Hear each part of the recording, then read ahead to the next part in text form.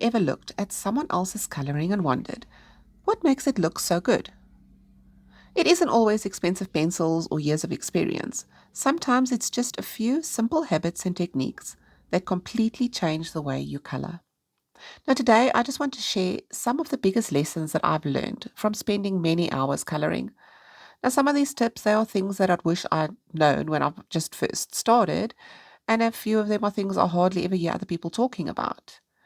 Now, we'll cover actual coloring techniques that can improve your artwork, and then later I'm going to share some simple coloring habits that just make the whole experience easier and a lot more enjoyable. So let's jump into the first tip. I think this is probably one of the most underrated tips in adult coloring. Whenever people hear the words reference photo, they tend to think that's something that only professional artists use. You know, people who paint portraits or draw wildlife. But honestly, reference photos are just as useful for us as colorists. Now, let's say, for instance, you're coloring a flower. Now, you know it needs highlights and shadows, but where exactly do they go? Now, without a reference photo, you're just basically guessing, aren't you? So, a photograph instantly answers those questions for you. You can see exactly where the light is hitting the petals and the leaves, where the deepest shadows are hiding, and even what colors actually are there. That's one thing that really surprised me when I started using reference photos. It was discovering colors that I never expected to see. For example, white objects aren't actually white. They often contain blues, greys, creams, or even purples, depending on the lighting. Tree bark isn't just brown. Skin isn't just peach. So the more you study reference photos, the more your eyes will start noticing these subtle colors. And that naturally just makes your coloring look more realistic. Reference photos are also brilliant for studying texture. So you can see how the light reflects off glass, how fur grows in different directions, how the folds form in fabric, or how leaves catch sunlight. Now, you don't have to copy every single detail. Just use the photo as a guide. Now, honestly, if there's one habit that I'd encourage every colorist to start with, it's getting comfortable with using references.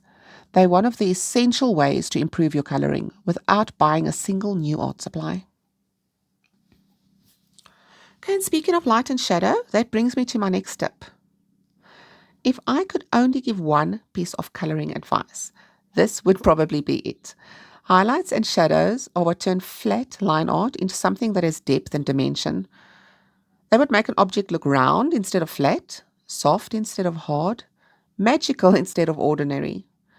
Now, before you even pick up your pencils, decide where your light source is coming from. Now, imagine there's a lamp shining onto your page. Is the light coming from the top left, the top right, maybe straight behind the object? So now once you've decided on that, try to stick to it throughout the page. The areas closest to the light will naturally be lighter. Now sometimes I'll even leave tiny areas completely white because nothing is brighter than the paper itself. Now as the object turns away from the light, it gradually starts adding darker colors. And here's something that made a huge difference in my own coloring. Shadows don't always have to be dark brown or black or grey. Adding blues, indigos, even purples into your shadows can make a page feel so much richer and more interesting. Now, if you've watched some of my recent videos, you'll know I've been absolutely loving using blues and purples for shadows. It just creates so much more depth than simply reaching for a black pencil. And this is where a reference photo becomes incredibly useful. They show you exactly where those highlights and shadows should go instead of just leaving you guessing. Now, once you've decided where your light is coming from, don't just rush in with heavy pressure. Map out your light and shadow first. Now, this is something that I do on almost every page now. Instead of immediately coloring with full pressure, I very lightly just map out where my highlights and my shadows are going to be. Just think of it as sketching your coloring before you actually are committing to it. Using a light hand gives you so much more freedom as well. For instance, if a shadow looks too dark, you can change it. If a highlight needs to move, you can change it. So you're not locked into anything yet. Now, another huge advantage is layering. Colored pencils work so well when you build color gradually. Light layers give you room to adjust, blend, and deepen the colors over time. I personally am a big fan of layering because if you start with really heavy pressure straight away, you're making life much harder for yourself. Not only is it difficult to erase, but you're also damaging the tooth of the paper. Now, the tooth is that tiny texture on the surface that grabs hold of the pencil pigment. Now, once you've flattened it with heavy pressure, your pencils just won't perform the same way over that area again. And believe me, we've all had that moment where we wish we could erase something completely, only to discover it has no intention of leaving that page. So give yourself room to change your mind. Future, you will be grateful. Okay, and if you're someone who struggles with using light pressure, this next tip can make a surprising difference. Um, how you hold your pencil affects how much pressure you are applying to the page. Now, this sounds almost too simple to work, but it really, really does. So if you find yourself pressing too hard without even realizing it, try holding your pencil just a bit further back instead of gripping it close to the tip. When your hand is further back, it actually makes it harder to apply heavy pressure. Your strokes become softer and lighter almost automatically. Now, I still hold my pencil closer to the tip when I'm coloring tiny details or working in really intricate areas. But for larger sections, holding it further back helps me build beautiful, soft layers without even thinking about it. It's one of those little changes that feels strange for the first few minutes, and then suddenly you wonder why you weren't doing it all along. Okay, so if you are totally new to using colored pencils and shading, and you're trying to learn how to shade, here's one piece of advice that will save you a lot of frustration. Don't start with 5 colors. Just start by using 2. Now, when we watch experienced colorists, it's easy to think we need to use 6 or 7 different pencils to make something look realistic. But the truth is, even the most beautiful blends are built on good fundamentals. So choose one main color and then a darker version of that color. For example, if you're coloring a leaf, use a medium green and then a darker green. If you're coloring a flower, maybe use a light pink and a darker pink. That's it. Before you even touch your coloring page, spend a minute or two practicing those colors on a scrap piece of paper. Play around with blending them together, try using lighter pressure, see how they transition into one another. Now, once you're comfortable with blending those 2 colors, adding a third or a fourth just becomes so much easier. Now, I think a lot of beginners, they make life harder for themselves by trying to learn everything at once. So just learn how 2 colors behave together first, and then just build from there. Remember, every experienced colorist started somewhere. None of us just picked up a pencil and magically knew how to blend. Okay, and speaking of making life easier, let's talk about one of the biggest mistakes I have seen beginners make. I was guilty of this as well. Um, if you've ever sat down to color and you've spent like 20 minutes choosing colors before you've even colored the first leaf, you're definitely not alone. I think we've all been there. You open up your pencil case, you stare at those 180 beautiful pencils, and somehow just having more choice just makes it even harder. It almost feels like every color could work, and at the same time, none of them do. This is why I absolutely love using a limited color palette. Instead of trying to use every color you own, just choose 2 or 3 main colors along with a few lighter and darker shades of those colors. And then suddenly all those decisions disappear because you've already made them. Instead of constantly asking yourself, should I use this green or maybe that one or perhaps this turquoise, you can simply relax and just enjoy your coloring.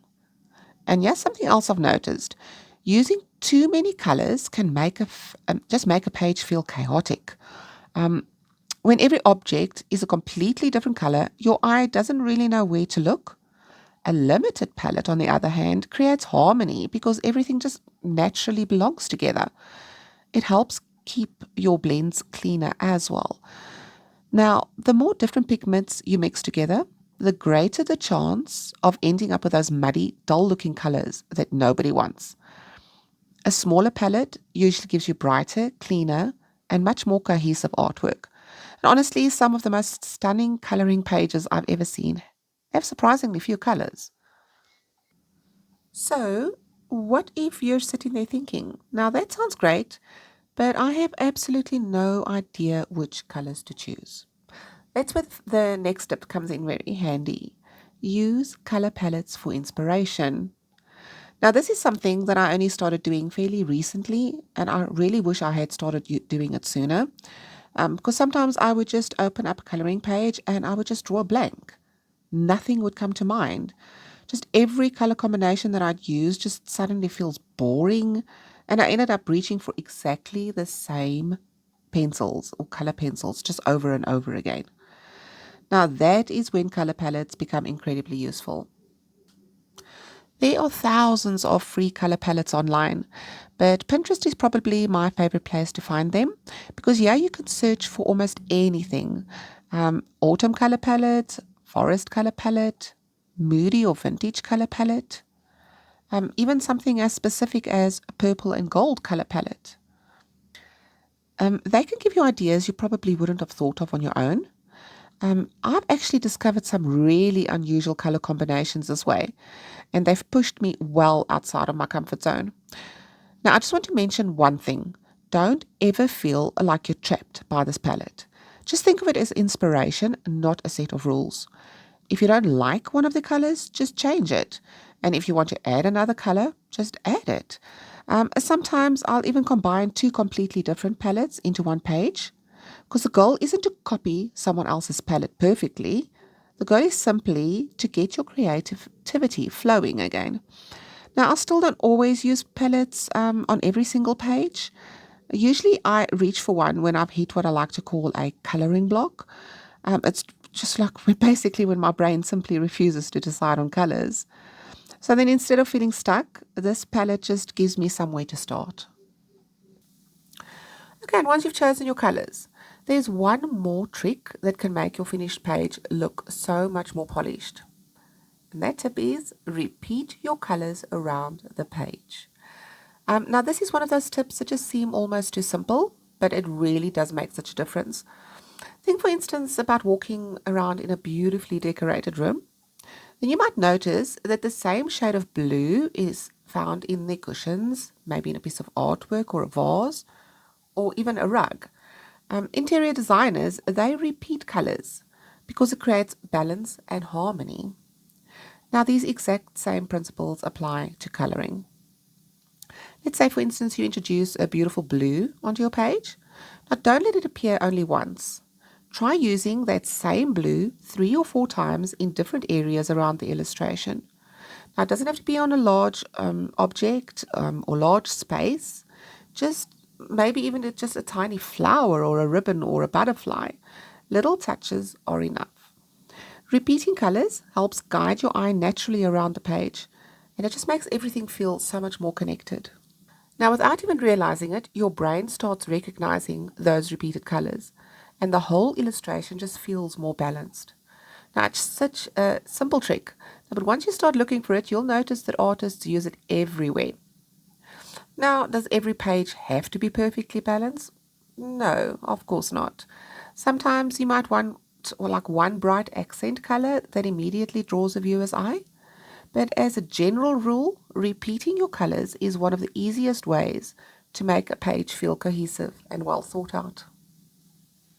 Okay, so now we've covered quite a few techniques that can improve the artwork itself. But beautiful coloring isn't only about what happens on the page. Over the years, I've realized that some of the biggest improvements to my coloring hasn't actually come from buying better pencils or learning fancy techniques. They've come from changing a few simple habits. Now, these next tips aren't necessarily about making you a better artist overnight, but they're about making coloring easier, more enjoyable, and honestly, a whole lot less frustrating. So, some of these things I do every single time I sit down to color, and honestly, I just can't imagine coloring without them now. Always keep a scrap piece of paper next to you. If you've watched any of my colouring videos before, you've probably noticed there's always a rather scruffy piece of paper lying next to my colouring book. It isn't there by accident. Honestly, that little scrap of paper is probably one of the most useful tools on my desk. Most people think it's just there for testing colours, but actually I use mine for all sorts of things. Now, the first thing, and probably the most important, is to clean my marker nibs and my pencil tips. There's really nothing more frustrating than picking up a lovely pale yellow marker and only to discover it's somehow become green. Now, I'm sure we've all had that moment. So just a few quick scribbles on the scrap paper usually solves this problem. Before it now ends up on your artwork itself. I also use it to test color combinations. So before I commit to blending 2 or 3 colors on my actual page, I'll quickly try them out on the scrap paper first. Now, sometimes the colors that look beautiful sitting next to each other in the pencil case don't blend nearly as well as what you'd expect. So it's much better to discover that on a piece of paper than on the page you've already spent about 3 hours coloring. I also use it to test out textures. If I'm trying, like for instance, a fur texture, experimenting with a wood grain, or just attempting something new that I've never done before, I'll always practice it first. And there's one final use that people don't often think about. I rest my hand on it while I'm coloring, especially when it comes to color pencils. It's very easy to smudge the areas you've already finished. Now, that little piece of paper, it acts like a barrier between the hand and the artwork. So yes, what looks like a messy scrap piece of paper is actually one of the hardest working things on my desk. And speaking of taking care of your artwork, protect your pages. This is one of those tips that you don't really appreciate until it's too late. Now, if you're coloring in a double-sided book and you've already completed the page on the back, always place a blank sheet of paper behind the page you're working on. Because when we're coloring, we naturally are applying pressure. That pressure can transfer the color from the completed page onto the uncolored page behind it. So it's incredibly disappointing to turn the page and discover mysterious patches of color where they definitely were never supposed to be. I also like placing sheets of tracing paper between my finished pages. Now, you can absolutely use just ordinary printer paper if that's what you have, but I prefer tracing paper because it's much thinner and it doesn't make the book feel so bulky. Now, this helps to prevent colors, pencil pigment, other mediums, and so on from transferring from one page to the other. It literally just takes a few seconds, but it can save hours of work. Now, while we're talking about making life easier, now I know this might sound like a strange thing to get excited about, but keep your pencils organized. Buying pencil cases genuinely changed the way I colored. Before that, all my pencils lived in tins. Every time I wanted a color, I'd be moving trays around, trying to remember where everything was, and some other color I wanted always seemed just to be in the very last tray. Now everything sits neatly in a zip-up pencil case. I can flip through the pages, see every single color at a glance, and choosing colors has become so much easier. Now, that doesn't mean you have to use a pencil case. Some people love drawers, they use trays. Some people even organize their pencils in cups or storage units. The important thing isn't how you organize your pencils. It's basically finding a system that lets you spend less time searching for colors and just more time actually coloring. Because let's be honest, that is the fun part. And while we're on the subject of making coloring more enjoyable, this next tip is actually very important. Take breaks. This is probably the easiest tip in the whole video, and it's also one of the hardest ones to follow. Have you ever been so absorbed in a coloring page that you suddenly look at the clock and you realize 3 hours have just disappeared? I know I have countless times. Now, when you're enjoying yourself, it's so easy to keep saying, okay, I'm just going to do one more leaf. I'm just going to do one more flower, just this last little section. And then before you know it, your neck is sore, your hands are cramping, and your eyes feel like they've forgotten how to focus. Now, these days, I try to get up every 30 to 60 minutes. Sometimes I'll go make a cup of coffee just to stretch my legs, or walk outside for a few minutes. Anything that gives my eyes and my hands a little break. But here's the interesting thing. The biggest benefit isn't actually physical. It's what happens when you come back. Have you ever returned to a page after a short break and immediately spotted something that didn't look quite right? Maybe there's a shadow that needs to be darker. Maybe the colors weren't as balanced as you thought. Maybe you'd simply been staring at it for so long that you'd stop seeing it properly. So a short break gives you fresh eyes. And if you're starting to feel frustrated with a page, stepping away for a little while can completely reset your mindset. Sometimes the best thing you can do for your artwork is to leave it alone for half an hour. Okay, and finally, there's one habit that's probably taught me more than anything else, and that is watch tutorials and color alongs. I honestly don't think I'd color the way I do today if it weren't for other colorists sharing what they've learned. I've picked up blending techniques, color combinations, ways of coloring hair or skin, fur, backgrounds, and so on. Now, all because somebody took the time to share their process. And the wonderful thing is that every colorist approaches things a little bit differently. So you might watch 3 different people color the exact same page and end up learning 3 completely different techniques. I also love watching book flip throughs before I buy a new coloring book. Photos online don't always tell the whole story, so a flip through, it lets you see the illustration style, the basic paper quality, the amount of details, and also whether you'll actually enjoy coloring in that book. Reviews have also definitely saved me from buying art supplies that look amazing in the adverts, but then they aren't really that amazing in real life. But I do want to finish this tip with one really important reminder. Watch other colorists to learn. Watch them to be inspired. Watch them because they encourage you to try something new. But please don't compare yourselves to them. Every colorist has a different style, different preferences, different experience, and different supplies. A technique that works beautifully for one person might not suit you at all. And that's perfectly okay, because the goal isn't to color exactly like someone else. The goal is to slowly discover what you enjoy and develop your own style, because that's the style that will bring you the most joy. Okay, I thought I'd finish this video just a little bit differently. These aren't really coloring techniques or clever little hacks. They're just a few things I've learned over the years that I think every colorist needs to hear every now and then. Firstly, if you're stuck, change just one thing.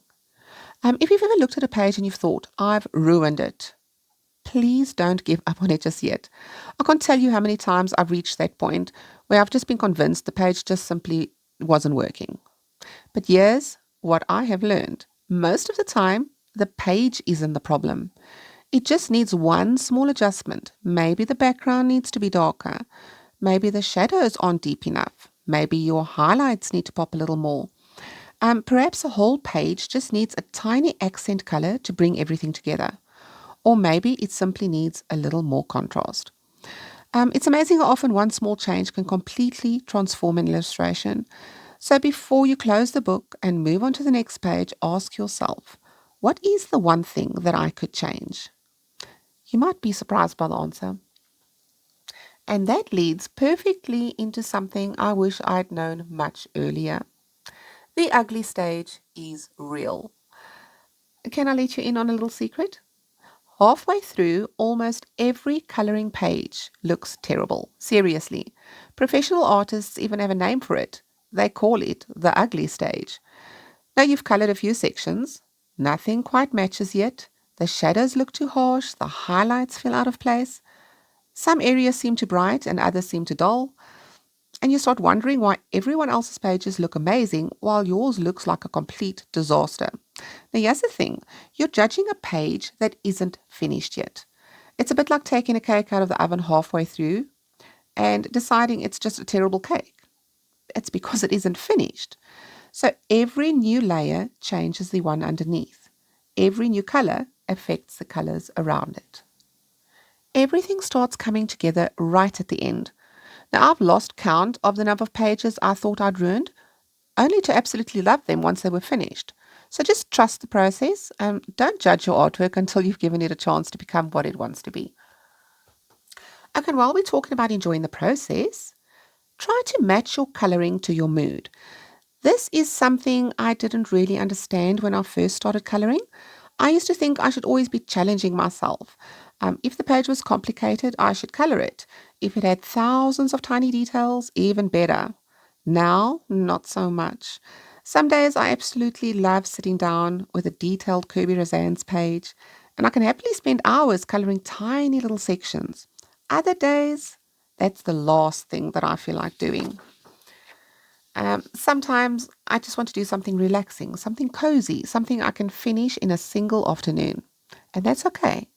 Coloring should fit your mood, not the other way around. So, if you've had a stressful day, don't feel guilty for choosing a simpler page. Coloring is supposed to help you relax. Choose the page that's going to bring you the most enjoyment that day. Your coloring books aren't going to go anywhere, so the intricate pages will still be there waiting for you when you're in the mood for them. And speaking of knowing when enough is enough, this brings me to my next tip: know when to stop. Now, I honestly think this is one of the hardest skills to learn, especially once your coloring starts improving. You finish the page, but then you sit and you wonder, maybe I should just add one more shadow, or perhaps one more highlight over there, maybe just a little bit more blending over here. Then before you know it, you've spent another hour making tiny changes that nobody else would ever have noticed. Sometimes those changes genuinely improve the artwork, but sometimes they don't. Sometimes the best decision you can make is just to put the pencils down. There's a saying that I really like: don't let perfect become the enemy of good. I think that applies to coloring as well. Sometimes the final improvement is knowing when to stop. And there's one last thought I'd like to leave you with, namely, better decisions beat better pencils. Now, I think it's very easy to believe that becoming a better colorist is all about buying better pencils, or buying the newest markers, or finding the perfect paper. Okay, and while good supplies can certainly make coloring more enjoyable, I've also noticed something over the years. The biggest difference between intermediate and advanced colorists usually isn't more expensive pencils. It isn't perfect blending, it's better decision making. They think about where the viewer's eyes should go. They plan their light source. They use contrast intentionally. They repeat colors to create harmony. They choose a limited palette. And perhaps most importantly, they know when enough is enough. Those are the things that make artwork feel polished. And the wonderful thing is, none of those skills require expensive supplies. They simply take practice. And the more pages you color, the more naturally those decisions start to happen. So don't worry if your coloring isn't exactly where you'd like it to be. Every single page teaches you something, even the ones you don't like. I think especially the ones you don't like. So those are some of the coloring tips that have made the biggest difference to me over the years. Now, some of them improve your artwork, some of them simply make coloring more enjoyable. And honestly, I think both are equally important. If you take just one thing away from this video, I hope it's this: don't be afraid to experiment, and don't be afraid to make mistakes. And definitely don't be afraid to color in a way that makes you happy. At the end of the day, adult coloring isn't about creating perfect artwork. It's about slowing down, being creative, and enjoying the process. If one or two of these tips help make your next coloring session a little easier or a little bit more enjoyable, then this video has done exactly what I hoped it would. And now I'd love to hear from you guys. Is there a coloring tip that's completely changed the way you color? Maybe it's something I didn't mention today. If so, leave it in the comments below, because I still learn new things from other colorists all the time. So thank you so much for spending some time with me today. I really do appreciate every single one of you taking the time to watch my videos. I hope you have a wonderful week. Happy coloring, and I'll see you in the next one.